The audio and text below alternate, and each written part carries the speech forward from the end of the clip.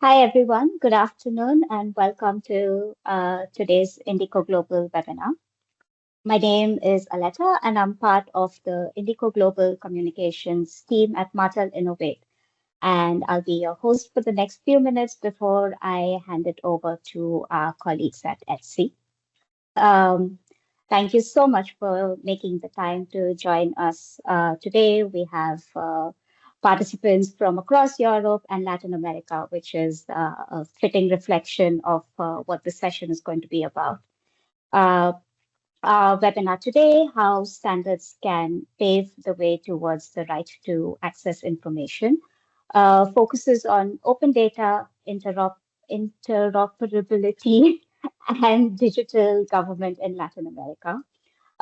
We will be hearing from two of our first open call projects from Mexico and Guatemala. And this will be followed by a moderated panel discussion with some of the European standard experts that we have as our guests today. In terms of the agenda and how we will run through our hour together. Xavier from Etsy, who also happens to be the project coordinator of InDiCo-Global, will introduce the project and set the scene. We'll then hear from the two open call projects about their the outcomes of their projects, any learnings and recommendations that they have had throughout the process. And after that, we will go into a moderated panel discussion that will be led by Sebastian Stambos. And with that, Xavier, I'll hand over to you.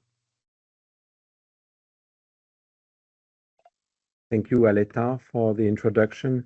I'm happy to have this webinar today on one of the many topics that our InDiCo-Global project covers. I'd like to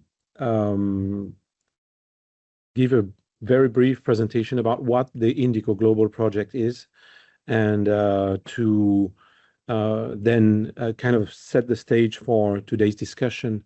So InDiCo-Global is a 3-year project that is funded by the European Union and implemented by a consortium of 5 partners, including CEN, CENELEC, and Etsy, the 3 European standards organization, and together with Martel Innovate and Trust IT Services, who are combining their strength and skills in order to implement an action that will seek to build bridges between Europe and other regions in order to strengthen cooperation, foster capacity building on the topic of ICT standardization, and from a bit broader standpoint also on the related topics of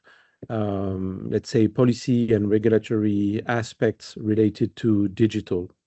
The idea is to make sure that we promote and also learn from our partners about their approach to standardization for digital, and that we seek alignment on the many topics that are now not only European, let's say, challenges, but global challenges for ICT, and that we basically find ways to work together and adopt similar standards and similar approach to standardization. The project does this through a number of activities, such as studies, workshops, and technical events, with the goal of capacity and awareness building, as well as funding a number of initiatives from third parties in the geographies that are covered by the project. You see that these geographies are many and covering a very broad area. So India, China, Southeast Asia, African Union, Latin America and Caribbean, Western Balkans, and Eastern Partnerships all fall under the scope of the InDiCo-Global project. And of course, to the geographical scope, you also need to add the technical scope, which is so the European standardization system and all of the big trendy topics, if I may say, for digital, AI, 5G and beyond, IoT, internet, data, electronic identity, electronic signature, quantum, you name it, it's there.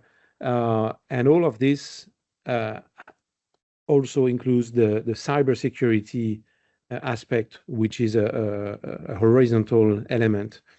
And we also have a look at data protection and the approach of the European Union to that aspect. I think for the project, we can move to next slide. And I'd like to briefly just flag that. So I mentioned the members in the consortium who work as a core in the project. Then there is the steering committee, which brings the European Commission and the various, let's say, directorates within the European Commission. And what is important is that it is complemented by a set of players who are part of the stakeholders group and bring further perspective to the definition of the objectives of the event and ultimately help drive the implementation of the project.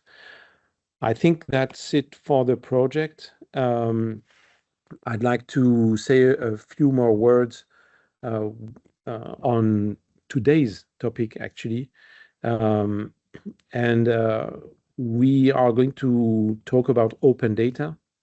And it's very important, in my opinion, to note that open data practices, of course, where it is desired to have open data and respecting personal data protection, are good, and they support transparency, they support citizen access to information, they support also innovative business practices and avoidance of lock-in in line with European values.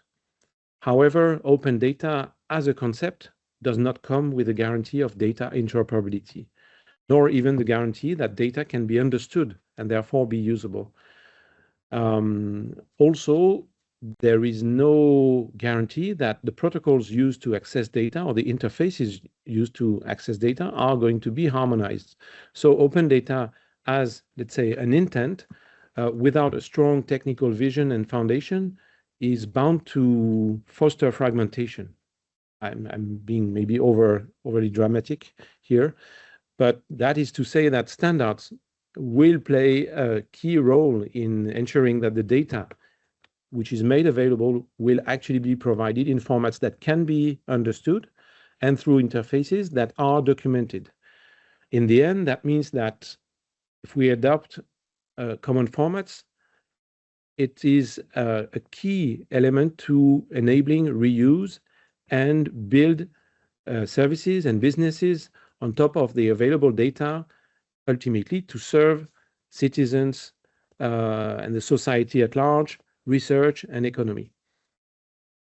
But all of this is something that has to be taking place in support of clearly formulated and established policies and legislation.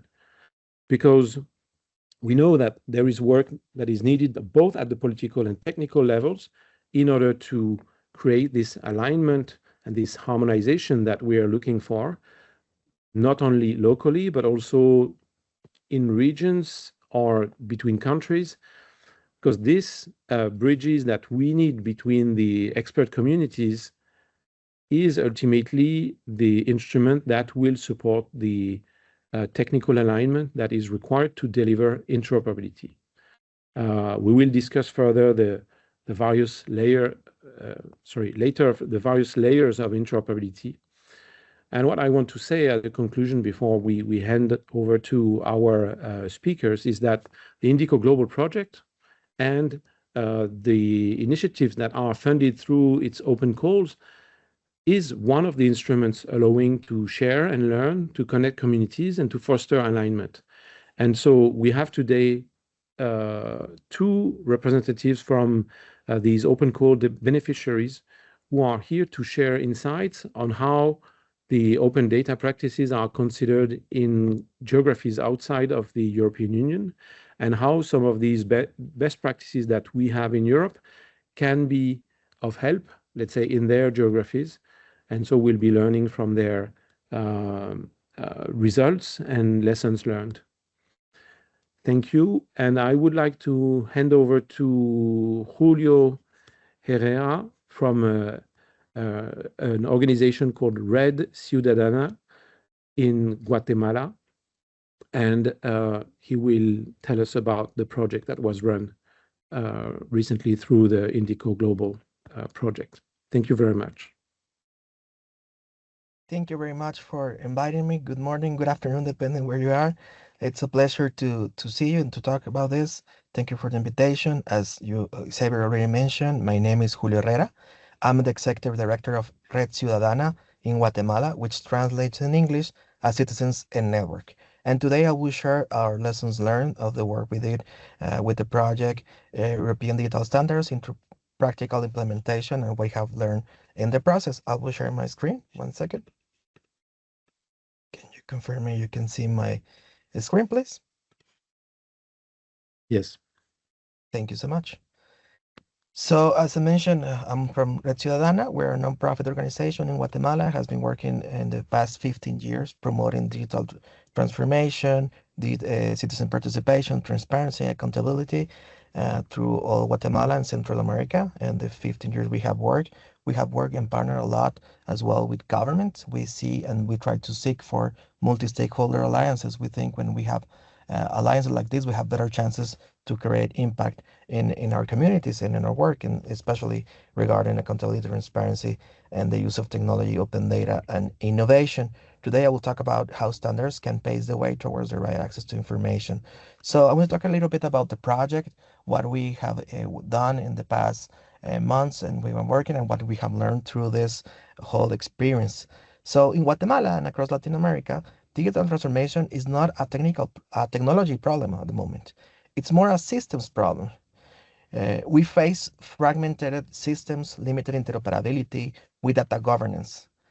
And with all these challenges, when we applied to the process of InDiCo, we were looking to understand and improve the capacities around the community and learn about as well all the good practices around the world, about the European Union, how we can move from standards to real public service delivery. That was the main thing we were looking forward with the project. The project was funded by European Union through InDiCo-Global and was implemented over 7 months. But our main goal was to try to translate standards into action. We have focused on interoperability, open data protection, and accessibility.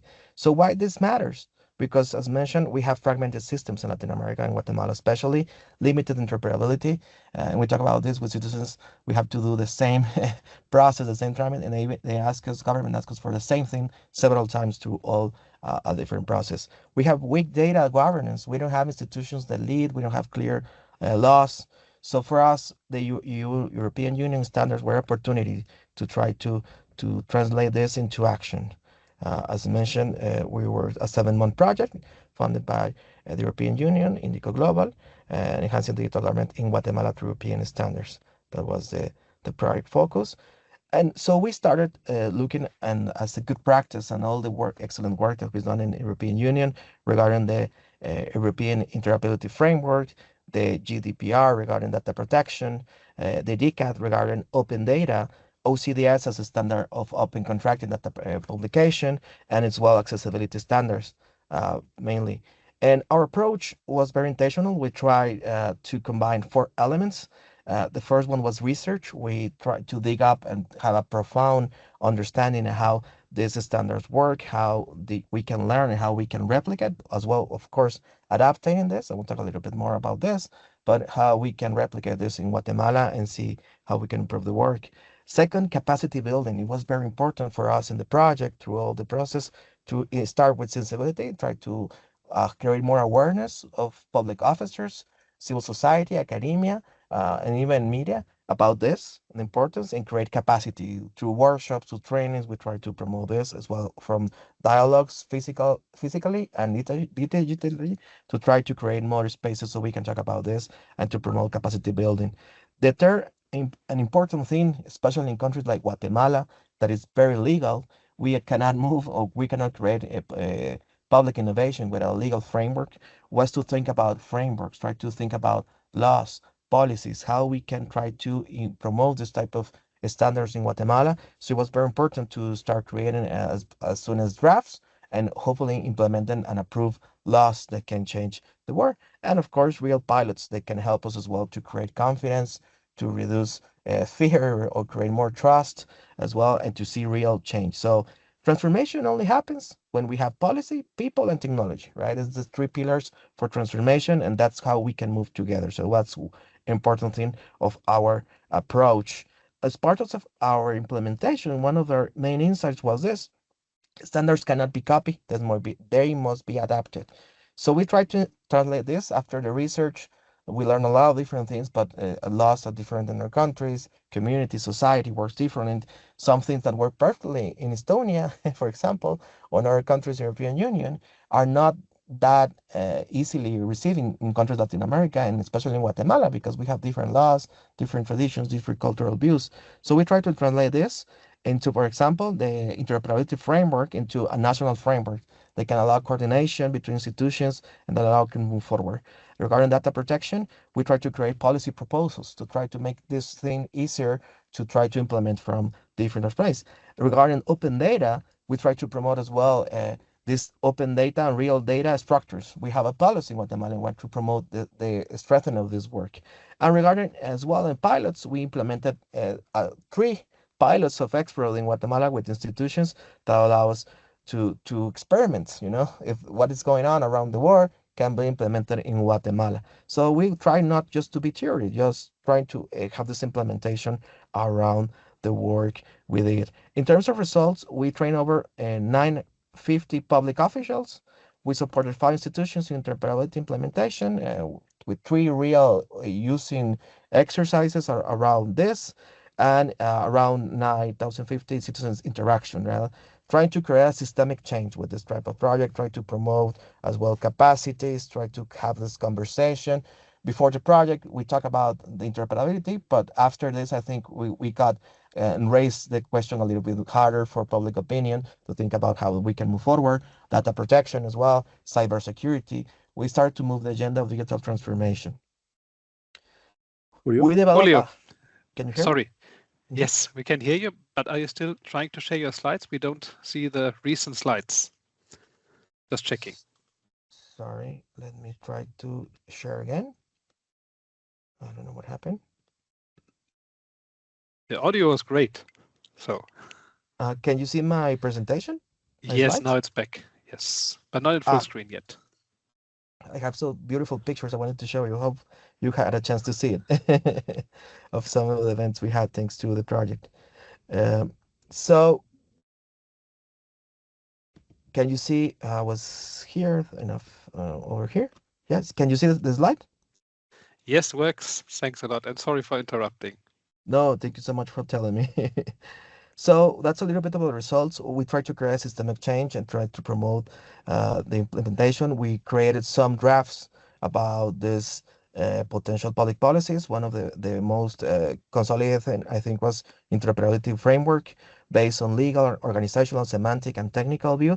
But the most important result of this process was not mainly the framework, but the shared vision we had across institutions between academia, the importance of trying to put this thematic again and the public opinion. I think that was an important result of this process. But we have the drafts, and we started talking with the Congress about how we can move forward with this type of projects. We have discussions with congressmen, congresswomen about uh, interoperability. I'm going to share some of the challenges we had, but we started to move forward as well with the executive branch and the legislative branch of the importance of implementing these great data, these great good practices and frameworks, standards into reality in our country. As well, one second. Well, The wrong slides line. are gone. Sorry Can to you see interrupt it? again. No, your slides are gone again. They just dropped away. Whatever happens. I'm not sure what I'm doing incorrectly. Sorry. Let me see.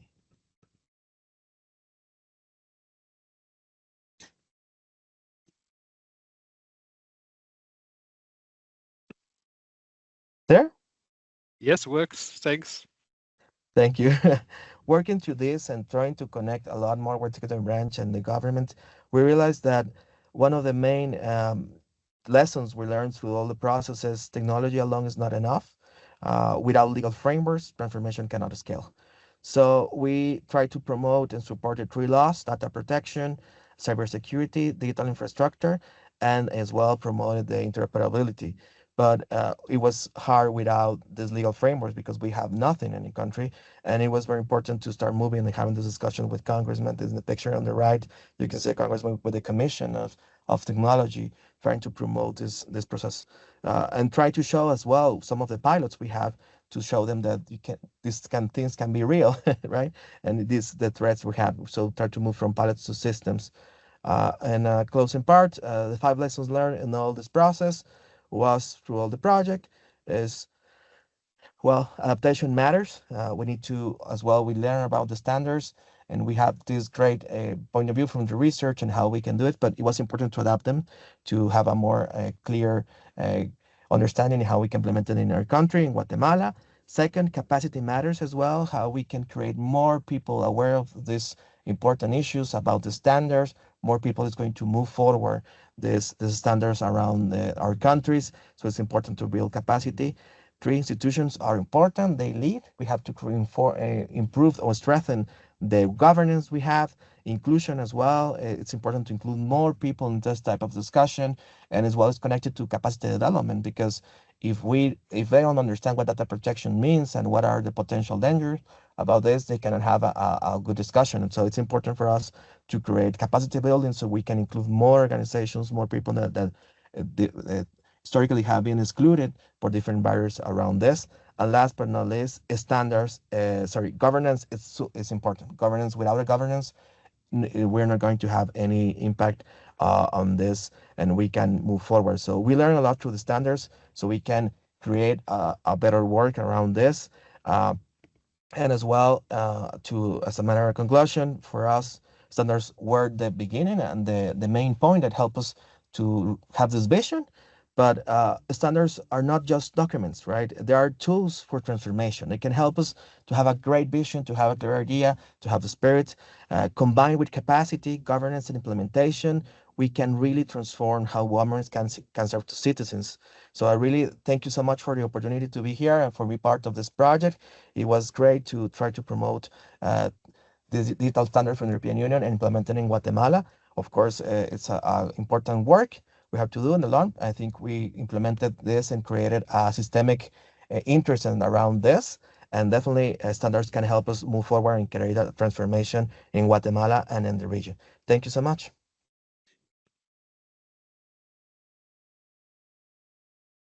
Thank you very much, Julio. It's a very good example for us of what of the impact that can be created through such projects. And I think what you have done with your team at Red Ciudadana is really a striking example of, let's say, money well spent, if I may say, for projects like us. I mean, it really serves public interest, citizens' interest, and it's for me the example that such projects like InDiCo-Global. I mean, we go and share some info, some practices, some approaches, but we also learn. And through your project, I think we also learn a lot from how these can be approached and how the example in Guatemala can be reused in other regions and also in Europe. Thank you again, sorry, for this presentation. Thank you so much, David. The next presentation is going to be a bit more tricky because Our speaker apparently has trouble joining. So what we're going to do is to have my colleague Mariana give you a short presentation of the goals, activities, and results of a project that we ran in Mexico with an organization called Ethos that worked to basically strengthen open data practices in Mexico, also leveraging European standards and approaches. Maybe it's good to set the stage by explaining that this project started initially aiming to work with a body called INAI, which is the National Institute of Transparency for Access to Information in Mexico. And that institute was, let's say, dissolved or closed just at the beginning of the project. So what was initially aimed at being an action targeting a national player at federal level ended up being reconfigured to be an action targeting all states in Mexico. And I will stop here and leave the floor to Mariana, who works in the ETSI team supporting the international projects within the policy affairs team. And Mariana, I give you the floor. Thank you very much. Thank you, Xavier, and good morning, good afternoon to everyone. So as my colleague Xavier was saying, Ethos was first going to make a training to the INAI, the agency in charge of access for information and data protection. However, this agency was dissolved and there was a fragmentation on the regulatory aspect of who was going to continue the efforts for making data accessible for citizens.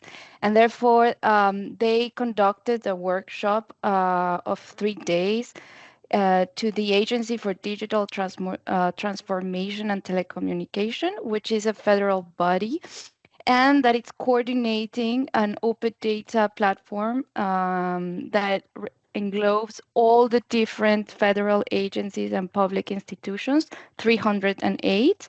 And the objective of the workshop was to make that these 308 federal agencies were able to connect to the platform and make their data interoperable. As you may see, this was a big challenge. They brought a Spanish expert in open government and standardization from the EU to explain how they could bring standards into the federal agencies and make this platform holistically and not that fragmented, and also to transfer the information and all the data from the last organization, INAI, to the new federal agency and maintain the good practices and the data for the citizens to be able to access. And in the third day, they invited civil society, like Article 19, where they explained what were the challenges from the civil society to access data. And the debates evolved around how standards can take into account and the government take into account the needs from the NGOs to make the request for data access, which are key elements for the pursuit of rights of citizens. And finally, I'm going to bring what they were the results of these 3 day workshops. First, they created a manual that was produced with input of public officials, NGOs, and the academia, and it was delivered to 32 Mexican entities and relevant federal institutions so that they were all aware of the standards and the ways of bringing interoperability. They hold an event at the new agency where they invited 356 public officials. And as I was explaining, they invited 233 people from academia, civil society, and entrepreneurs to start presenting the needs and the gaps on the new platform and the new legislation for open data standards. And finally, they brought the European open data standards and they began the technical discussions and recommendations on how this was to be put in place. And the technical community and the civil servants community could have the same language on talking about access data.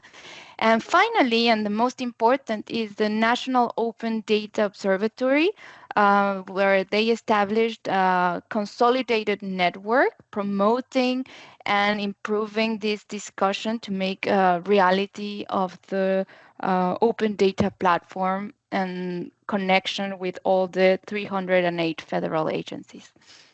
That is, in a nutshell, what this project has brought. Unfortunately, we cannot have Ethos to explain us the more details and the takeaways from these workshops, but at least we have an overview of what was achieved. Thank you. Thank you, Mariana.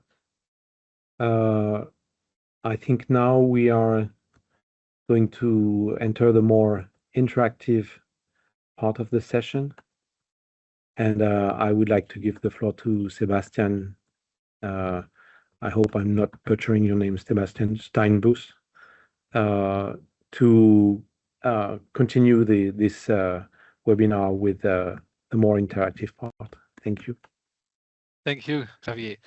So Sebastian is still good enough and works in most languages of the world, I have learned. So glad to be with you today. So my name is Sebastian Steinbus. I'm chairperson of the Lake JTC, the Joint Technical Committee 25 on data management, data spaces, cloud and edge. And today it's not about the committee that I'm chairing and the work that we are doing, but really on this interaction that we have here and on the lessons learned that we have. What Julio presented was, I think, very, very impressive. And I would like to, as you mentioned, Xavier, be a little bit more interactive. But before doing so, Julio mentioned, and I think also you mentioned, one very important thing that Europe has been working on, the European interoperability framework. What is a big thing, but for this short discussion, I would like to bring up one very relevant element of that, and those are the levels of facet that we have, that we distinguish in interoperability between technical, semantic, organizational, and legal interoperability. And we need to distinguish that, especially when we talk about data, and because it's important to not only have data open data, but also have usable data for someone else. Xavier, if I may start with you, as Julio had really such an interesting and impressive pitch from your perspective on interoperability and open data. What are the biggest achievements and what are the biggest challenges that you see at the moment? Life is never, I mean, we get plenty of challenges, but thankfully, I mean, we have some achievements to pit against those. I think ETSI is, let's say, an organization that has activities on the more technical side. And so our focus has been on these elements that I mentioned. So creating formats that can be used by several parties and that can be used to understand the data that is produced by systems, and then also to produce interfaces that allow exchange of such data between systems. So I would cite as an example the work, for example, that we have done on what we call the Smart Application Reference, which is called SAREF, which is an effort to go a bit beyond the technical interoperability. So we are not discussing format of information, but also the semantic aspect of that information, and so taking interoperability to the semantic level. And I think a challenge when it comes to open data is also, as I mentioned briefly in the introduction, I mean, there is a need to be a strong political will and drive in order to make sure that these open data policies actually become a reality. Because sometimes they clash with economic interests of various players that may not want to share the data. They want to hold it captive, and they are actually competing to access this data and keeping it for their own use. So it's not on the interest of the citizens, and it's not in the interest of, let's say, an open competition. There is also, I think we are going through a major shift in the way information will be accessed, processed, and shared with this big AI revolution. And a lot of information, in my view, which is only a personal take, will be accessed in the future through AI agents, sorry. And these agents may actually, in the end, be some kind of a obstacle between us and the actual data that is stored in those systems. Sometimes it will be a real service to have those agents that help us actually only get what is of interest to us. But sometimes this will also be shielding access to the actual data that we could be using and leveraging in what we aim to do. So it's a mixed situation, and I think there will be, and that's where the policy aspect is important. There will be a need to ensure that there are safeguards to ultimately keeping that access to data open. Thank you. Thanks, Javier. That was Xavier. That was super interesting, and especially the connotation that you had, that it's not only about open data, but also including data that has something like rights policies attached to it. So GDPR personal data is one very good example, but also industrial data. It typically comes with rights and obligations and things that we discuss. And that is where it touches my committee a lot. But I mentioned that is not the purpose of today's call here. Julio, you have also a comment on that.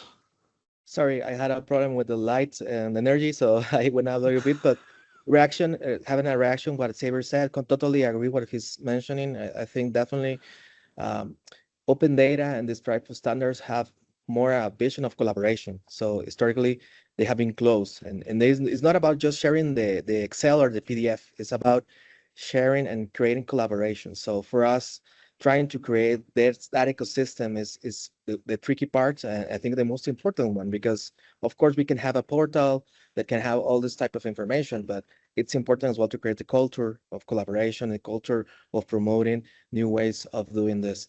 Definitely, as well as Xavier mentioned, creating the policy is a very important step, but not the last step. We have to move forward and continue. So in our case in Guatemala, we have an open data policy in 2018, I think, and we were very happy where we got there with when they approved the policy with balloons and everything. I'm joking, right? But we're, as a civil society organizations, we're looking forward. But at the following days, we saw that no one was publishing or no one was creating or implementing this type of things. So we started realizing with civil society how we can promote and really engage with them.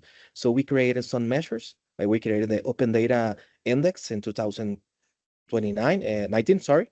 And we started measuring how institutions were publishing information.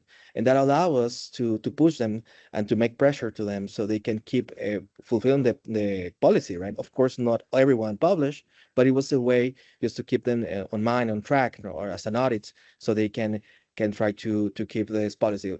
Laws are important, our legal framework, but as well, civil society organizations, academia play a very important part on following up on the monitoring part. And it definitely, I think we have been experimenting this in the past years, and the importance of the work we do as civil society as well and academia, trying to make all these measures. And last but not least, also reacting a little bit what Saber mentioned. In our case in Guatemala, we don't have a data protection law. So when we started like digging up what happened, like it was something very important like 10 years ago, but they completely forgot about it because it was not that important. But with the rise of artificial intelligence and interoperability around different countries, this type of issues started arising. So that the need of data protection as well came again as an urgent matter. So we started discussing about this. You're using our information, how they're managing. We have a right as Guatemalans right now. Is if through artificial intelligence we're using that? No, we don't have a law. We don't have any regulation that can help us or back us in one hand. As well, they're talking about sharing information between countries, interoperability, transfronteriza, I don't know the word, sorry, in English, but they're starting to think about how and between the countries can share the information. And it's very important, something that's been done in the European Union in the past years, but for Central America is quite new. But if we don't have the guarantee of our privacy and data protection, we're in a very complicated and dangerous spot. Just reacting a little bit about the comments that Saber mentioned. Yes, thanks, Julio, for those comments. And I can only encourage everyone, like Aletta does. So also drop your thoughts in the chat and be part of this discussion. I would have one to be a good example here. I would have one tangible question to you, Julio. I really like your presentation, and especially you highlighted a lot on the achievements, the challenges, how important stakeholder considerations are. That is super interesting. And you mentioned one very important thing, that standards are a tool for transformation. I fully subscribe to that. However, I have one question. Do you also build your own standards, or do you just apply the standard that you get from external? What is the status that you have? So definitely, when we start looking at a standard and we realize that some of the things are not really applicable or adaptable to our countries, we are very tempted to say that to create something new, right? And that's something we discuss a lot. But I always talk about we don't have to reinvent the wheel, right?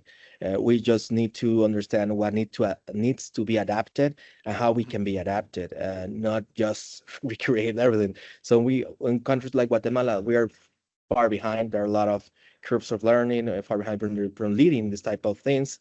And when someone in a public institution will say, I have an idea, let's start all over. We have around the world, we have discussed in the past 30 years about these things. I think, of course, every perspective is welcome. Probably is not going to be very new. So instead of losing all the time, let's try to see what we have and try to do this. Definitely, some adaptations have been done on the drafts to try to stay to the current policies and to the laws, but mainly there as well, the culture and the ecosystem is more traditional in ways.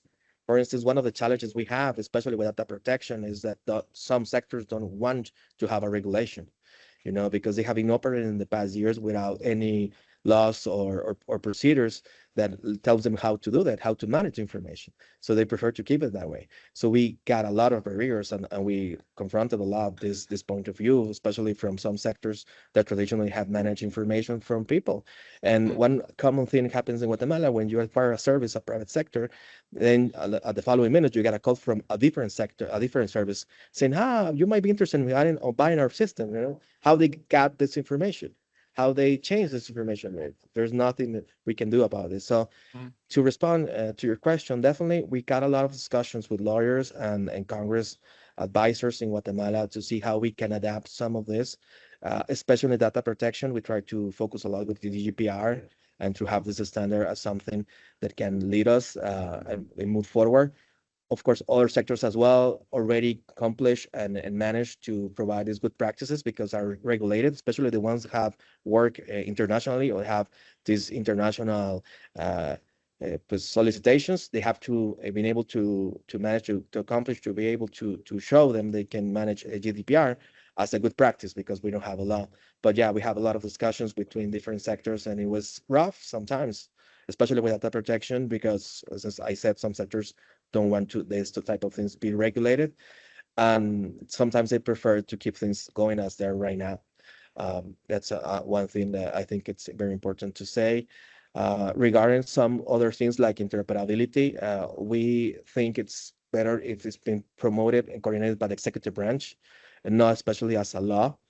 We came to the conclusion that some things can be managed as a policy that is being promoted by the president, for example, and can be lead for a specific organization. But one of the challenges as well is we don't have good governance. So in capacity building, so we're trying to build that. Like, we're trying to build the institutions and the public officers are going to be leading and implementing this type of policies in the future.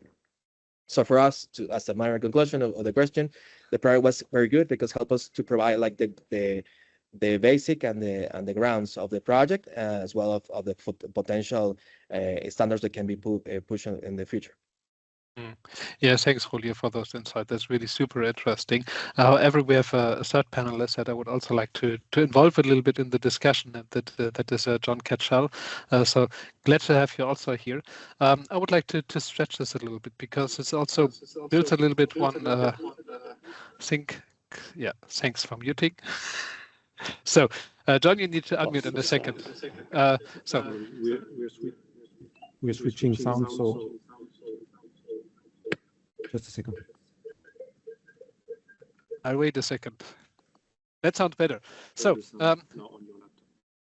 okay, Julio, can you hear me well? Yes, I can hear you well. Perfect. Julio mentioned that you can't hear he me. needed. Is that good? Can you hear me? I can hear you. Can you hear me? Okay, yeah. Yes, indeed. Thank Perfect. you. I'm good now. Yeah, thank you very much indeed. First of all, to InDiCo for the invitation. And thank you, Julio, for a very interesting presentation. I'm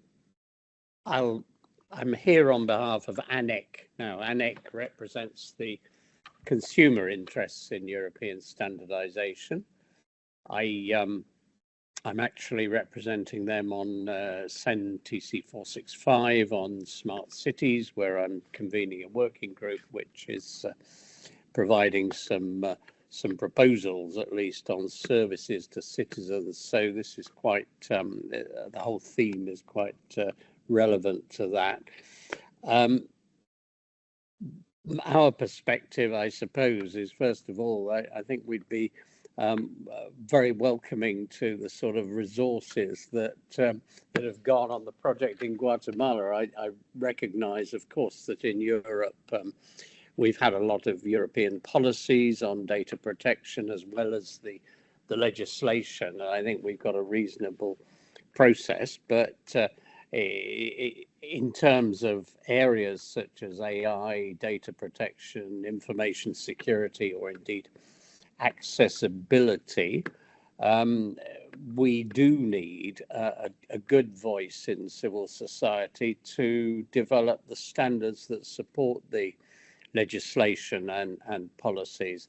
That process is still underway, and the civil society interests are represented, but in all cases, I suppose, they're relatively under-resourced. And clearly, there are limits, but I think it's a strength of European standardization that the three European bodies have perhaps the protection, as it were, of having so-called Annex 3 organizations given some kind of guaranteed voice in the European standards process without necessarily driving those processes. And that's obtained through the EU legislation. So we have 4 Annex 3 bodies, Annex 3 of the European Standards Regulation. The ANEC is representing the consumer interests. There are then also, in terms of civil society, the interests of the organised labour. So there is a body at European level which is contributing to standardisation in that domain. Another one which is contributing to environmental issues. And fourthly, less civil society perhaps, but representing SMEs, which clearly are a very vital component in terms of ensuring standards are properly accessible. So we have these activities within European standardization quite well established, even if the resourcing is poor. I venture to suggest actually it is a great strength of the European standardization system that we have been able to involve these civil society and SME representatives in the way that we have, for the simple reason I think that probably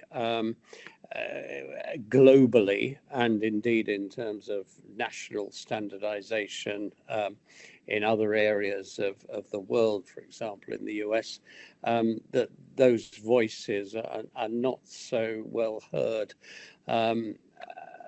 In terms of the standards needs in the area that we're talking about, this should not be something that's left to simply expressions of technology companies. It's critically important for AI, information security, data protection, of course, or accessible ICT, where there's an important activity going on currently, that the civil society has a proper voice, and that we can harness the needs of citizens in terms of the development of standards. It's still a huge challenge despite the framework we've laid down, but at least we're making an effort to do so. I hope that we can continue in that vein, and also to try to ensure that, as is happening in some areas, like the accessibility standards, that these European standards, where they exist, are taken up globally. Thanks a lot, John. So I think that complements the view quite good, I think. So I'm really inspired by your statement, Julio. So standards are a tool for transformation. I'll carry that with me and I will quote you, no worries. You own it.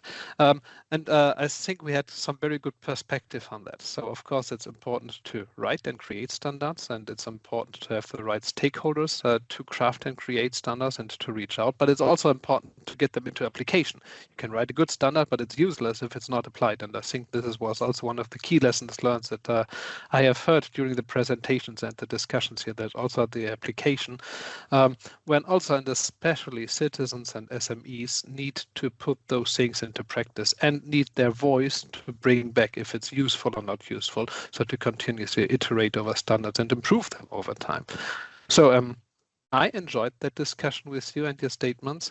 Thanks a lot. And with that, I think I need to hand back for some closing words. Thanks a lot.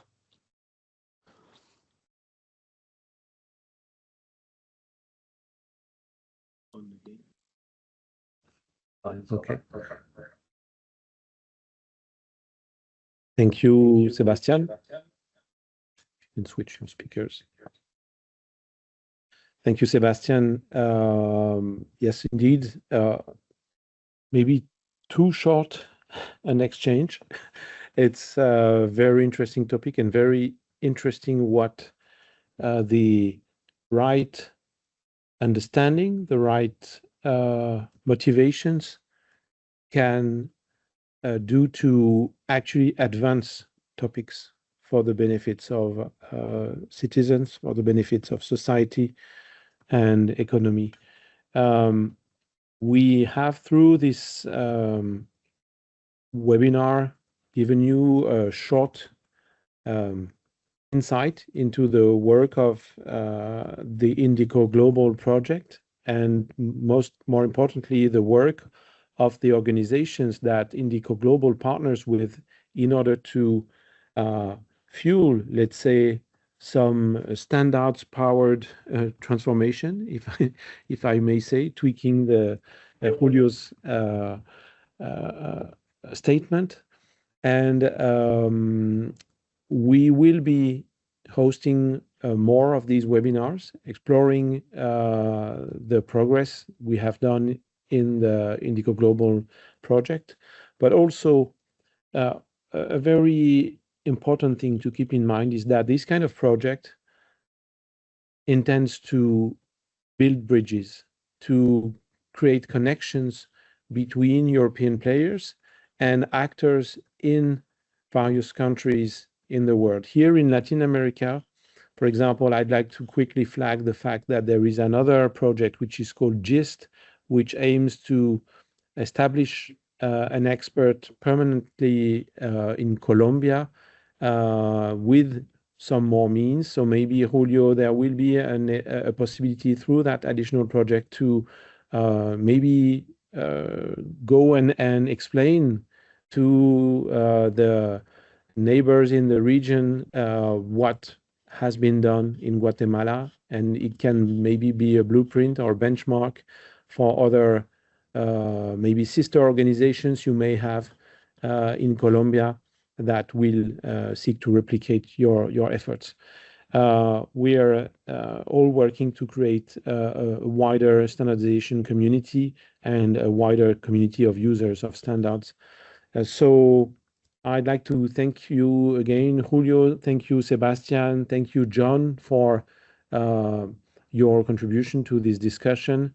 And you will be able to soon have the access to the recording and be informed of the next webinars that the project will organize.